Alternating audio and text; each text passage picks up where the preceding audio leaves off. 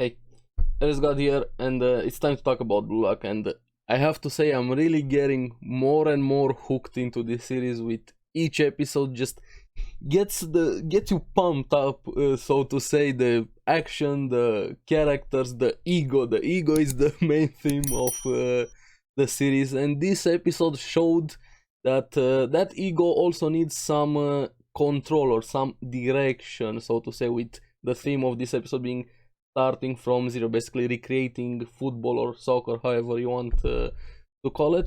But also something very important happened here, besides them figuring out what Ego told them with his hints. Something very curious happened with Isagi, our main character, which made me think a bit of Awahashi, if you guys have seen that series. If not, please go watch it. And some similarities between him and the main character from that series. So I'm gonna spoil a bit that series, talking a bit with what happened with Isagi, so just a bit of a warning. So let's get into it and talk about it. Now, at the beginning they had a bit of rock, paper, scissors to decide their positions. We see this is gonna be an elimination. We find out that after what happened this episode, they're on very thin ice, so to say the least. Now, it's also kind of put them, manipulated them a bit. I really like how Ego is doing things, because he gave them a choice. Either focus on the team, so your team advances, or on your own personal scores, because the more your individual skills shine, the more you score, the better it is for you.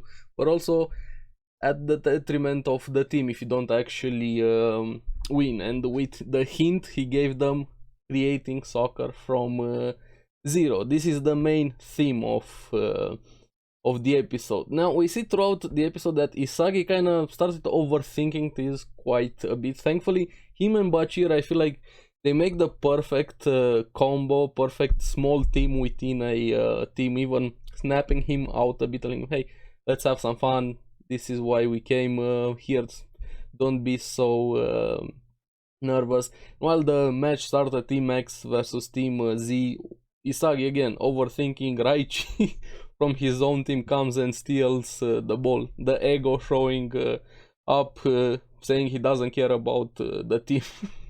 But Karma, being Karma, at the same time Kunigami comes and steals the ball from Raichi.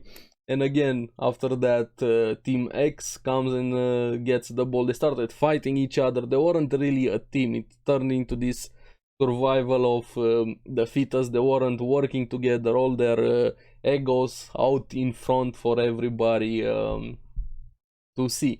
And this is where things go from bad to worse from them. Because you have one guy from Team X, which I like him. He seems to be like the asshole, the first actual asshole we have met into the series, and he has the skills to back it up, at least so far. Breaking from the group, has that killer instinct, killer intent. We meet Baro Shohei, I'm sorry if I'm mispronouncing his name. The way he got past Isagi was pretty cool with that heel lift. He went past two other guys and scored instantly, and this was basically a turning point that decided the future of the match and the episode, basically, because of what Baro did there. Remember that clue from the beginning, creating soccer from zero. Now he definitely has the ego, saying the ball is just a servant from me, so I can shine, I am the king. And even his teammates calling him King Baro. Now again, they are fighting, everybody wanting to score. Isagi and Bachira try to work together. Ikaguri trying to steal the ball, he loses the ball. The other team started forming around Baro, started working together as him as the tip of the spear, even passes with the others, because while everybody saw he was the most important on the other team, they wanted to mark him, but also that meant everybody else was free. So they basically, from that point on, they had control of the entire match. You see the influence one goal or one action, one something that motivates somebody can make, and this is how a team is born, around a one. starting from 0 to create a 1, and this is when Isagi also figures it out what ego meant, from 0 to 1, and this is how you win, basically starting from 0. And yeah, the match was pretty much decided. They kept on losing, getting more goals scored in their own goal. I think it was 5-0, when finally Bachira, saying they want to at least get one goal, the honor goal to score one time, turn that 0 into a 1. Also do the same thing, but of course they wouldn't have been able to win either way. So this is why I said that I feel like Bachira and Isagi are the perfect combo, and I hope we're gonna see a lot more between them. But right after this was the point where things started to make me think a bit of Aohashi, because you have Bachira working with Isagi, passes to him, and Isagi comes face to face with Baro, and Baro's quite intimidating. Isagi, I liked what he wanted to do there. He still thought to himself, we had Kunigami and Raichi asking him to pass, and he said, I want to fight. He actually wanted to go against Baro. Now, if I'm being honest, I don't think he would have won if he actually did go against Baro. He probably would have lost the ball. Baro seems to be much better player than him. But what happened after he decided to fight, and this is where I'm gonna have a bit of spoilers for Aohashi, which I really recommend the series. It's more relaxed, not as intense as this one, but it also has quite some very intense moments, but this one seems to be gun-ho from the start. Again, spoilers for Aohashi a bit. If you haven't seen the series, pause the video or stop watching here. Now, what happened when Isagi came face to face with Baro? He decided to fight. This is where he kind of starts seeing the entire field from this bird's eye view in a way, seeing the players, their position and things like that, and made me think of the main character from Aohashi, kind of that similar skill they both seem to have. Now, during that moment, he kind of blacked out in a bit, and he passed to Kunigami. Kunigami just shot a goddamn cannonball from Narnia, and they finally scored their first and only goal during that match. But Isagi, to say he was confused, he had no idea what happened. Probably his instinct, or maybe this monster took over him, so to say. I'm still not sure how they're gonna handle the skills, powers, and things we have so far into the series. We probably haven't gotten to that power system, so to say. So yeah, he had no idea what he did, which makes me think, and especially after what happened, you see Raichi being very mad at what Isagi did, Baro kind of putting him down even more, demoralizing him completely. Hey, if you're scared to face, you're not good to be a striker, and that hit him quite deeply. It was a deep cut, so to say. Kind of made him, he became broken, basically. Started questioning everything. Am I even meant to be a striker? And this is where I'm thinking, is Isagi actually going to be a striker? Now, I know that Ego wants to form this magical, godlike striker, but would they actually be needing something else and not a striker, since we know that Isagi is our main character? Now, Kunigami seems to maybe fit better that position with that cannonball he shot right there. Isagi has this bursts, this moment of burst where he does something really good, but here makes me think that he might be this bird's eye view playmaker, I don't know, coordinator of some sorts. I'm just maybe reading so much, and maybe a bit of recency bias with watching Aohashi, but made me think about this quite a lot. So Isagi might not be the striker, but he might be the missing key that Japan needs to actually compete on the World Cup. And even more after one character said towards the end of the episode, and we're gonna get to that. So they lost the match. That was pretty much easily decided, and even after that, even we've all done it during our childhood. During an online game, you fight with your team after, regardless of how calm, of how good your intentions are.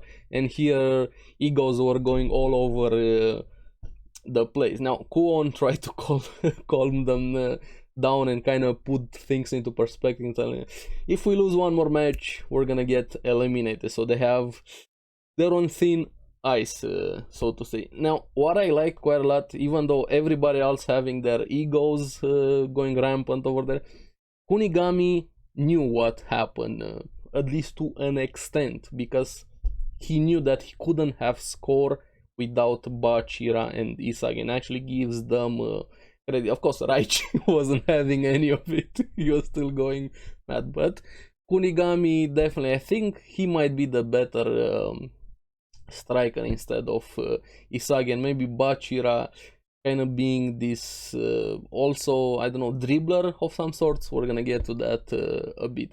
Now, Chigiri, which this is what I liked, saying that there's more to what Ego said, especially after those famous Messi, Cristiano Ronaldo players he kept mentioning throughout the series so far. They haven't actually won the World Cup, so there's more to what he wants. We don't fully know what Ego wants or intends to do with this project. So a striker might not be the end goal, especially after what happened with Isagi. Now, Isagi finally tells all of them, while everybody was focused, their egos, explains what starting from zero is basically, with a zero turning into one, with a team forming around a striker as the catalyst, exactly as Barrow did, and all of the other positions work to multiply that one, going more and more to 80 to 100 and more, working as a team. So this is what soccer or football is, evolving the team. And Ego actually comes in and confirms basically that, saying you're on the right track. And also other matches were happening. Team V beat Team Y 8-0, so that's an even bigger difference from what happened here with Team X and Team Z. And even he got me thinking a bit more, well, after that, saying that Japan loves to allocate roles. And he definitely has a point, not just in the series. Japan loves its structure with being under stream, and even saying that, well, they might be really good at baseball where it's very strict, every role is very defined, and this allows Japan to shine basically. But in soccer, it's more different, more open, more variable. Not this structure. You gotta adapt more, gotta be more fluid. It's also about individual skill, not just a team. But also saying that midfielders and fullbacks are what Japan shines on, because they actually work a lot for the team. But their strikers are lacking, to say the least. And he went on with a speech about how strikers are destroyer and they destroy the other team. Now, what he said after that got me thinking a lot more about the power system, or also what's gonna happen with Isagi, telling them to choose your weapons, be it dribbler, passer, scorer, and things like that. And I'm really starting to lean more and more after this episode that Isagi might not be a striker and might be this control tower in a way, coordinator, playmaker. This episode got me even more hooked into the series. I like the ego aspect of the series, and even Ego the character, but I'm curious what's going to happen with Isagi after this episode, and which one of the characters we have met so far are going to be eliminated. And I kind of have a feeling that Bachira, Isagi, Kunigami are probably gonna be our main three characters from what we've seen so far. And beyond that, I'm not sure. We'll see. But yeah, overall, I'm really having quite a lot of fun with the series. I'm curious what you guys think about the episode, and especially with Isagi. Do you think he has that sort of control tower skill that I mentioned, and do you still see him as a striker? Let me know down in the comments below. As always, thank you very much for watching. Remember to like and subscribe. helps me quite a lot, and you guys get the latest videos on the series that I follow. So keep enjoying Blue Lock. I'll see you in the next one. Bye bye.